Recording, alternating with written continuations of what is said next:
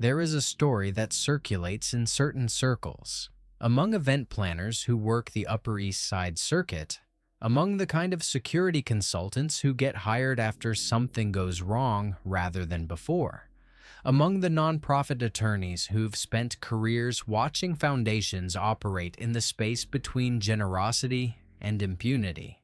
The story doesn't have a name attached to it. The people who tell it lower their voices not because they're afraid, but because lowering your voice is the appropriate register for something this precise.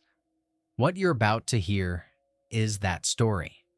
On the third Thursday of October, at a gala that cost $420,000 to produce and was attended by 211 people who collectively controlled more charitable capital than the GDP of a small nation, a man no one could later describe with any confidence walked into one of the most privately secured buildings on the Upper East Side, went where he needed to go, did what he had said he was going to do, and left at 11:23 p.m., 6 minutes behind the schedule he had announced in writing 3 weeks earlier. The delay, as far as anyone can determine, was a deliberate choice. The white glove he left behind was size medium. The records it was resting on represented 11 years of decisions that Reginald Ashford III had been absolutely certain would never see daylight. Ashford was at the podium giving his keynote when his phone buzzed. He finished the speech anyway. That's the kind of man he was. You'll understand why that matters before this is over. If you're new here, this channel tells one kind of story. A man with no name, no record, and no interest in your approval moves through the world that the powerful built for themselves and uses their own architecture against them. He has never once raised his voice to do it. Some people find that unsettling. Most people find it satisfying in a way they can't quite explain. If that's you, hit subscribe. You belong here. And stay until the end, because the question this story leaves you with is one I genuinely want you to sit with. If someone told you, in writing, exactly what they were going to do and when, would you have believed them? Or would the specificity itself have been the thing that made you certain they were bluffing? Reginald Ashford III was not a man who had ever been told no in a way that held. That's not an observation. It's a documented pattern. He graduated from Exeter, then Yale, then took 2 years in Geneva working for a family office that managed the kind of money that doesn't appear in any public filing. He came back to New York in his late 20s with fluency in the language of institutional philanthropy and an instinct for the specific social position that language could purchase.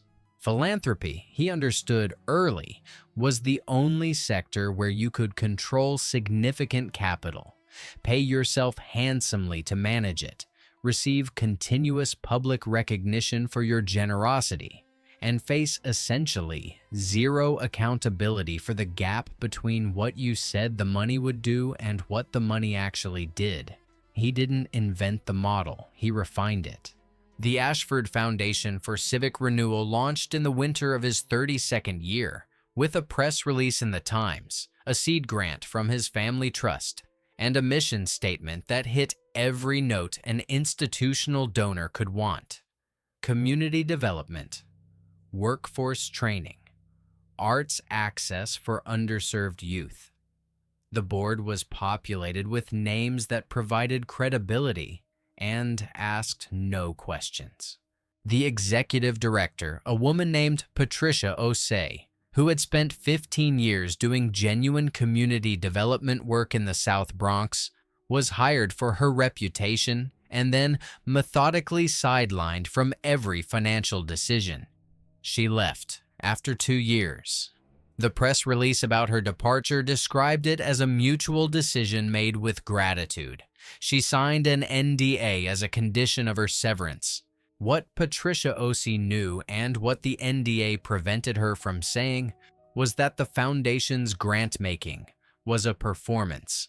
The real financial activity happened in a layer beneath the grants, in a series of management fees, consulting contracts, and administrative overhead charges that flowed from the foundation's accounts into a family LLC that Ashford controlled personally. The amounts were calibrated with care, large enough to be significant, small enough to stay beneath the reporting thresholds that might have attracted scrutiny. Over 11 years, the total transferred through this mechanism was approximately $41 million. The nonprofits the foundation publicly supported received, collectively, roughly a third of what they were announced as receiving. The gap was explained through amended filings corrected by accountants who understood what they were being paid to correct, and absorbed by organizations that couldn't afford to push back without losing the partial funding they did receive. The system worked because every piece of it was designed to work. The IRS Form 990 filings were technically accurate. The board meetings were held on schedule. The annual gala raised real money and produced real press coverage, and Ashford gave real speeches about the difference one organization could make in a city that had forgotten the people who built it. He was good at the speeches. He was particularly good at the part about accountability, which he delivered with the cadence of someone who had thought deeply about the concept and arrived at it through genuine moral effort. The gentleman had been watching the foundation for a long time before he made his move. Not out of obsession. That's not how he works. Out of patience. There's a difference. Obsession wants the target to suffer. Patience wants the situation to be fully understood before anything is done about it. He had watched because he had a connection to one of the organizations the foundation had hollowed out. A workforce training nonprofit in the South Bronx that had counted on a multi-year grant commitment and received 3 years in a letter informing them that the foundation was redirecting its priorities. The letter arrived 6 weeks before the nonprofit's fiscal year end. 14 staff were let go. The executive director, a man named Terrell Brooks, who had built the program from 40 participants to 400 over 8 years, spent the next 3 months calling every foundation contact he had, trying to understand what had changed. Nobody returned his calls. The Ashford Foundation's communications director sent him a boilerplate response that used the word evolving 4 times in 2 paragraphs. Terrell Brooks did not sign an NDA because he was never offered one. He wasn't considered a sufficient threat to require management. The gentleman registered all of this, filed it, let it sit in the part of his mind where things go when they're not ready to be used yet. And then, on a Tuesday afternoon in early September, he sent a handwritten card to the Ashford Foundation's offices on East 79th Street. Addressed to Reginald Ashford III, personal and confidential. The card was cream-colored, heavy stock. The handwriting was clean and unhurried. It said, "On Thursday, October 19th at 11:17 p.m. During your annual gala, I will empty the vault and leave proof of everything behind. I wanted you to have time to prepare." It was not signed with a name. In the lower right corner, there was a small, precise drawing of a glove. Ashford read it at his desk. He read it twice.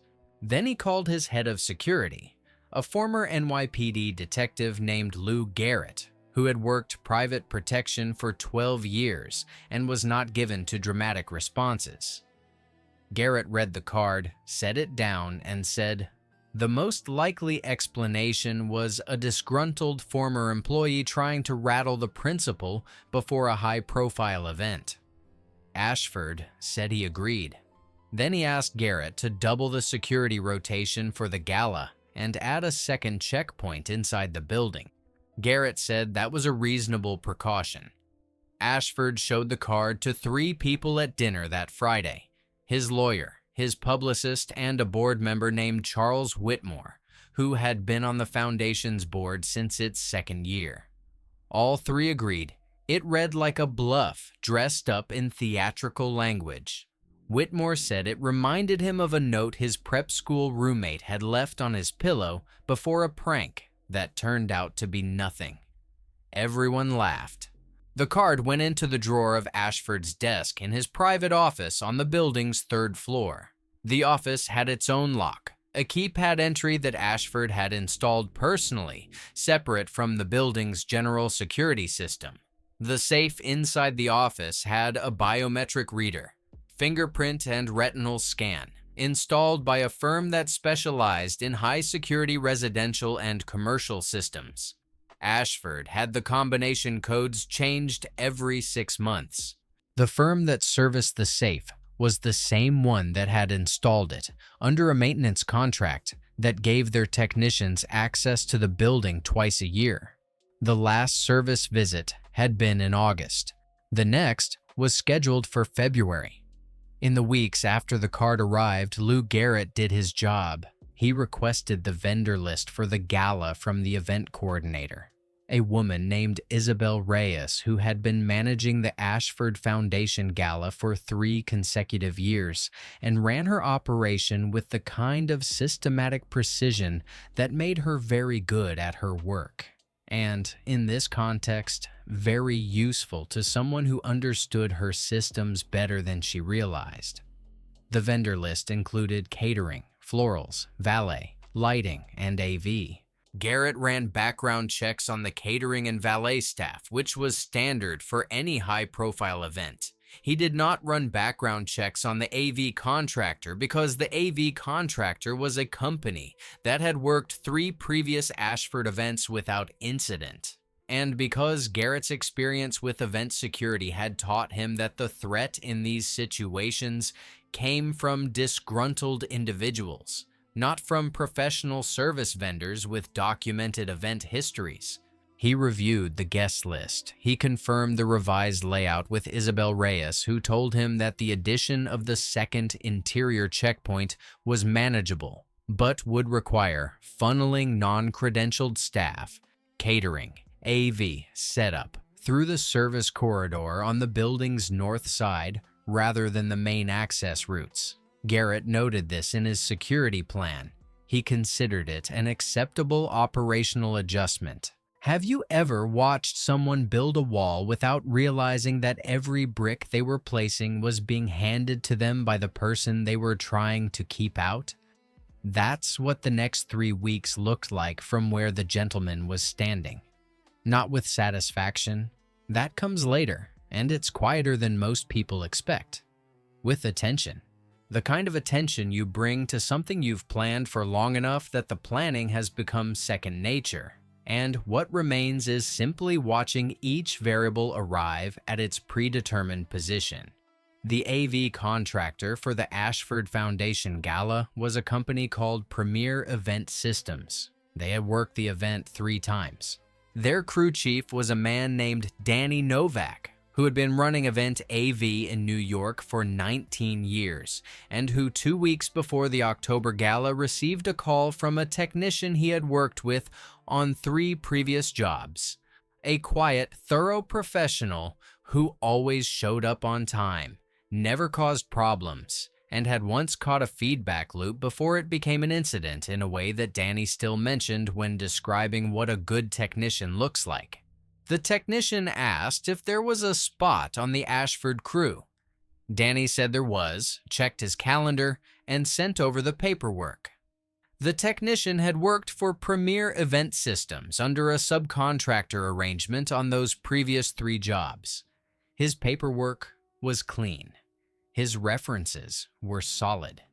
Danny Novak did not scrutinize him more carefully than he had on the first occasion they worked together, because there was no reason to. The Ashford Foundation building had been a private residence in its previous life, a Gilded Age townhouse built in 1887 for a family whose money came from Pennsylvania coal and whose descendants had sold the property in 1962. The foundation had occupied it since Ashford purchased and renovated it 7 years ago, converting the lower 2 floors into event and meeting space while retaining the 3rd floor as private offices. The renovation had been done by a firm that specialized in historic preservation, and the resulting building was widely considered one of the most beautifully maintained private institutional spaces in the city. It had been featured in Architectural Digest. The spread focused on the original millwork and the restored plaster ceilings. The private staircase connecting the second floor to the third, a servant's stair, part of the original construction, accessible through a door that appeared in the Architectural Digest photographs as a design detail, was not mentioned in the article. The gala's event setup began at 4 p.m. on the afternoon of October 19th. The catering team arrived first, followed by florals, followed by the premier event systems crew at 4:45 p.m. The second security checkpoint was in place at the ground floor entry to the service corridor as Garrett had planned.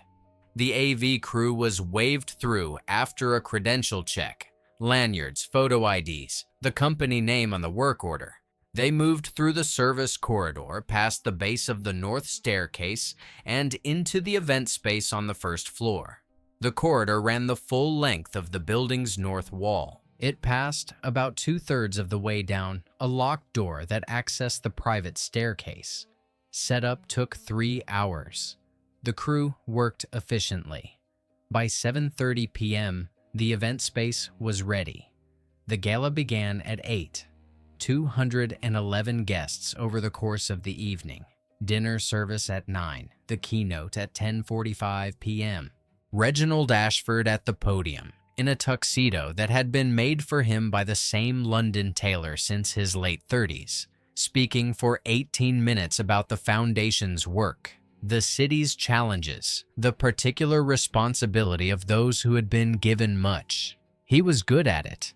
He had given versions of this speech for 11 years, and the repetition had not dulled it. If anything, it had refined it. He knew exactly which phrase landed with which part of the room, could feel the specific silence that meant he had them, knew when to slow down and when to let the rhythm carry the sentence home. He finished to sustained applause, checked his phone, frowned slightly, finished the applause with a smile, went to find Lou Garrett. Garrett was standing at the interior checkpoint on the second floor, which had been his primary station for the evening. Ashford pulled him aside and said he'd gotten an alert from the building's security panel. The office door on the third floor had been opened. Garrett said that wasn't possible. The third floor was locked off from the gala. The only access was the main staircase and the private stair, and both had been monitored.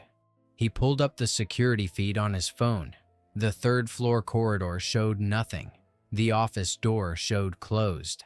The panel alert, he said, was probably a sensor glitch. They happened with older systems in buildings with variable humidity, and October in New York did things to historic plaster that sometimes tripped contact sensors. Ashford went back to the gala. He worked the room for 40 minutes. At 11:23 p.m., after the last of the dinner guests had moved toward the exit and the catering team had begun breakdown, he went upstairs to his office. He used his keypad. The door opened. He turned on the light. The room was exactly as he had left it. His desk, his chair, the framed photographs on the wall, 3 of them featuring Ashford with figures whose presence in a photograph still meant something. The safe, installed in the wall behind a panel of the original millwork, appeared undisturbed. He crossed the room. He entered the combination. He opened the safe.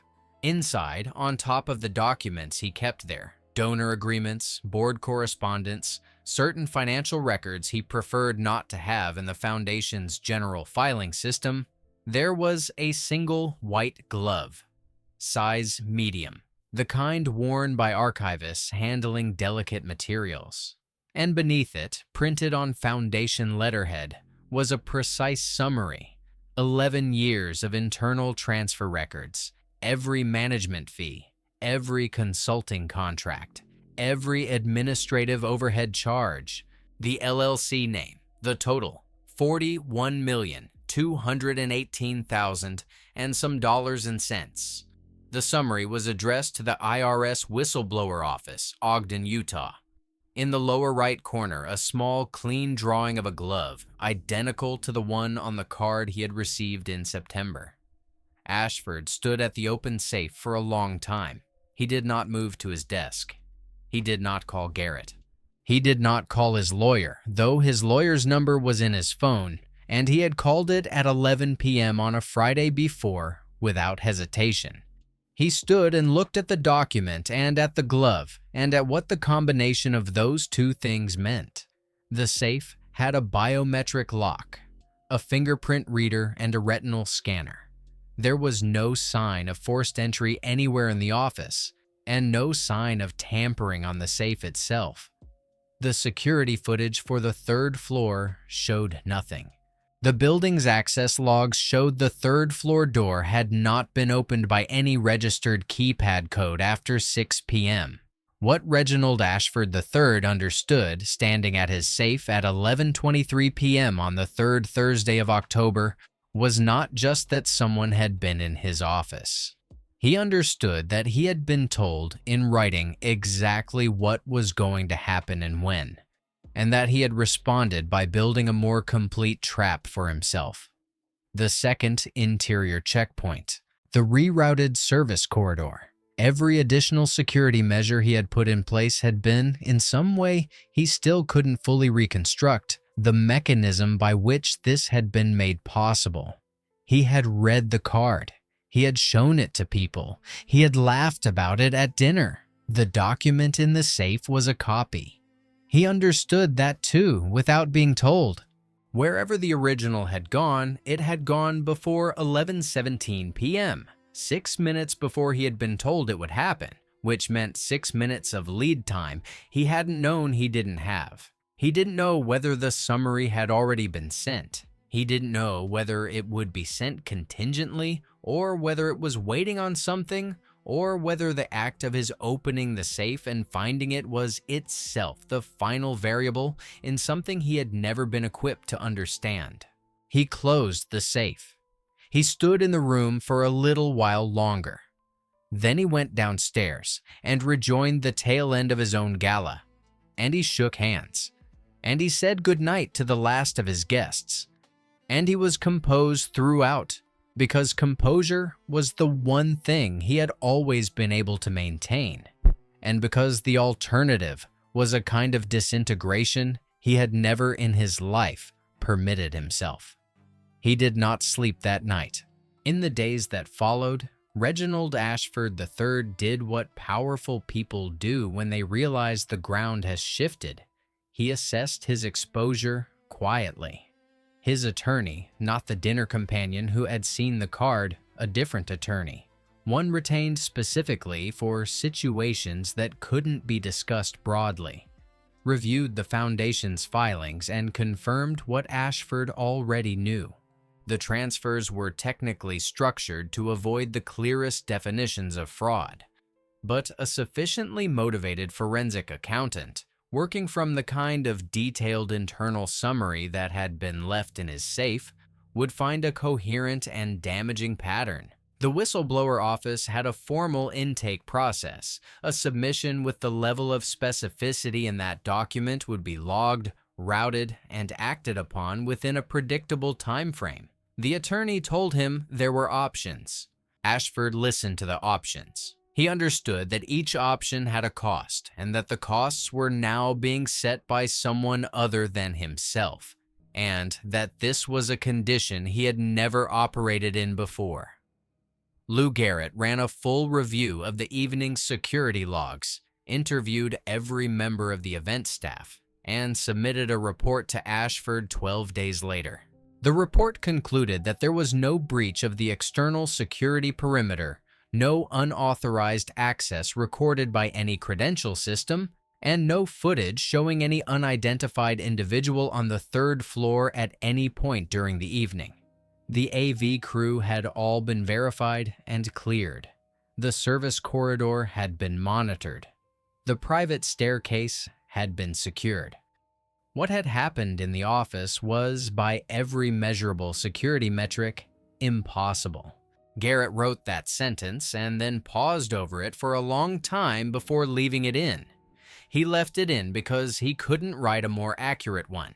He did note at the end of the report that the subcontractor who had joined the Premier Event Systems crew for this particular job had submitted a standard request to be removed from the rotation for future events, citing scheduling conflicts. The request had been received by Danny Novak at 11:31 p.m. on the night of the gala.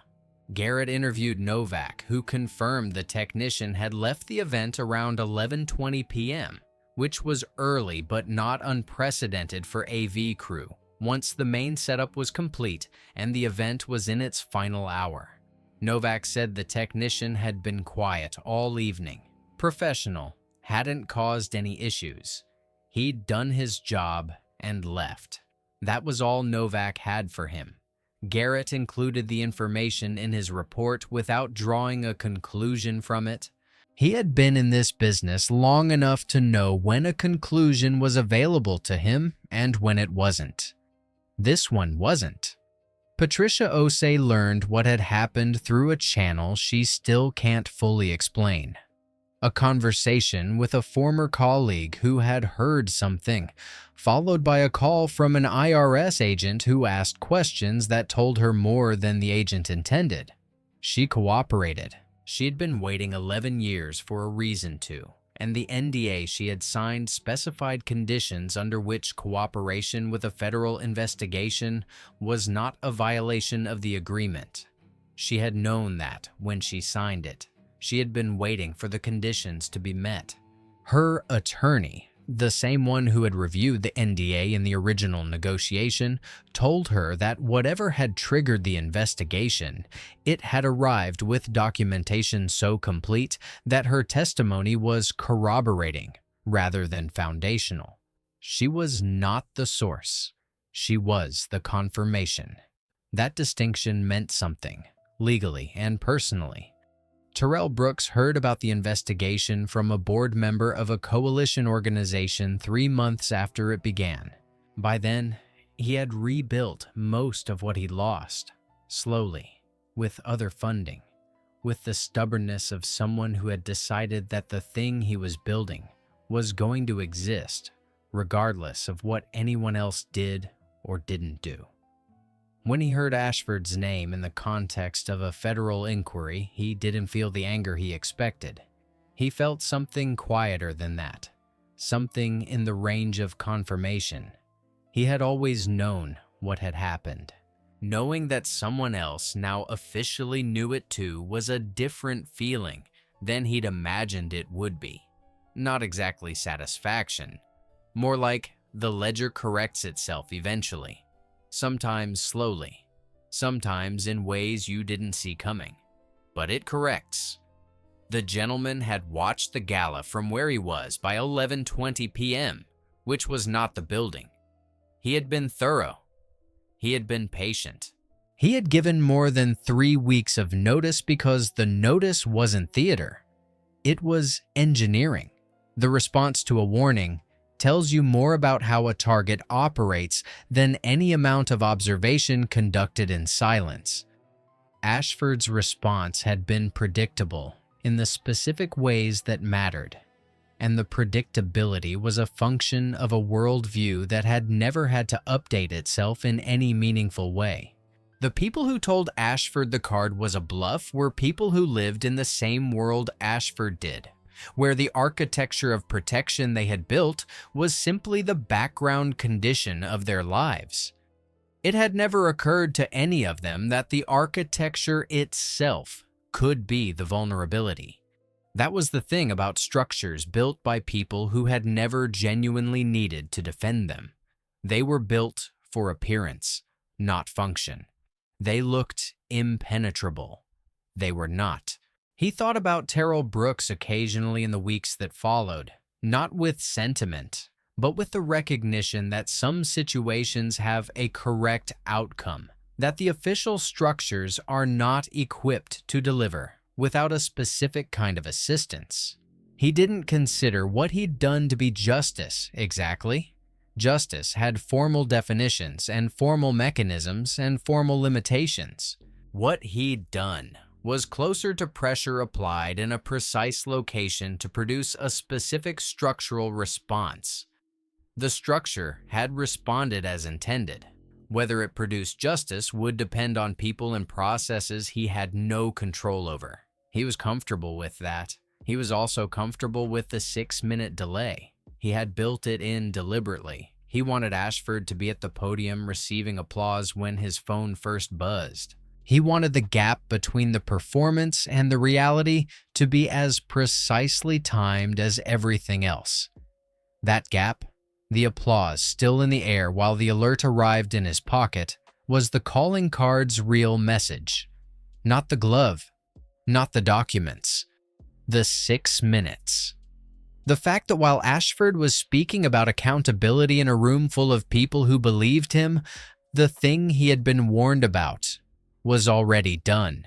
It is a particular kind of precision, the kind the gentleman carries. Not the precision of someone who needs to be right, but of someone who has learned that if you understand a system well enough, you can predict its responses to within 6 minutes on a Thursday evening in October.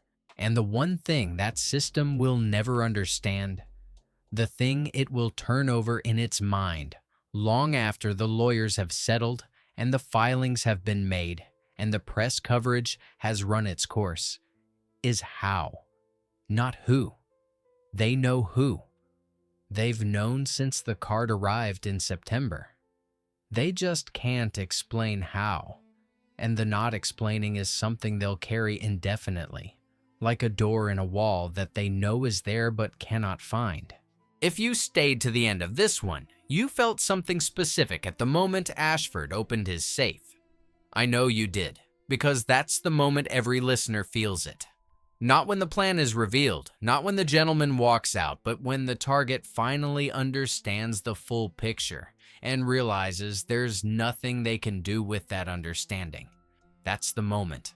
That's what all the patience is for. The gentleman doesn't moralize. He doesn't explain himself. He doesn't need you to agree with what he does. And he definitely doesn't need Reginald Ashford III's approval, which is its own kind of satisfaction when you think about it. He keeps his word. He gives notice. He does what he said he was going to do. At the time, he said he was going to do it, and he leaves something behind so that the target knows it wasn't an accident, and it wasn't random, and it will not be explained away. The cleanest proof that someone was never actually untouchable is that they spent 20 years believing they were. If this story got to you, if that safe door opening hit the way it was supposed to, like the video and subscribe. This channel tells one story, told 100 different ways, and every episode earns the next. And the question I want to leave you with today is this one. What does it actually take for someone to be held accountable when they've built the system that's supposed to hold them accountable?